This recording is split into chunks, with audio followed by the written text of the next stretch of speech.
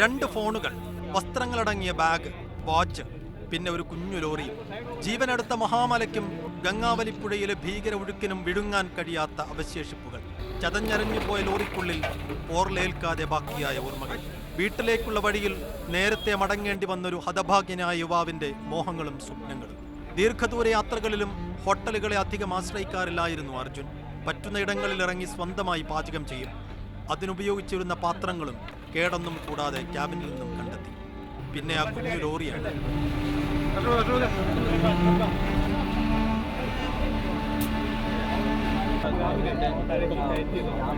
യാത്രക്കിടെ എപ്പോഴോ മകന് വേണ്ടി മേടിച്ചതാണ്. ഒപ്പം കളിച്ചും കണ്ടും കൊതി തീരാതെ ഇറങ്ങിപ്പോരുമ്പോൾ അവൻ കാണാതെ ആ ലോറിയും കൂടെ എടുക്കും അർജുൻ. ക്യാബിനിൽ എപ്പോഴും കാണുന്നൊരിടത്ത് വെക്കും. വീട്ടിൽ അവൻ അർജുൻ്റെ മകൻ കളിച്ചുകൊണ്ടിരുന്ന സാധനമായിരുന്നു. പിന്നെ ഈ ലോറിയിലെ ക്യാബിനിൽ അലങ്കാര വസ്തുവായിട്ട് വെച്ചതായിരുന്നു. ദിവസങ്ങൾ കഴിഞ്ഞ് അച്ഛൻ തിരിച്ചു വരുമ്പോൾ അവൻ ഇരട്ടി സന്തോഷം. ഇത്തവണ പക്ഷേ അവൻ്റെ കുഞ്ഞു ലോറി മാത്രം വീട്ടിലെത്തും.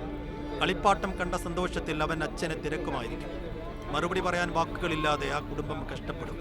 വേദനകൾക്കും നഷ്ടങ്ങൾക്കും മുകളിൽ വേഗത്തിൽ മറവയുടെ മണ്ണടിഞ്ഞു മൂടട്ടെ എന്ന് നമുക്ക് പ്രതീക്ഷിക്കാം. ഷഫീഖ് നസറുള്ളയ്ക്കും ബിബിൻ ജെയിംസിനുമൊപ്പം PC സൈഫുദ്ദീൻ, മീഡിയ.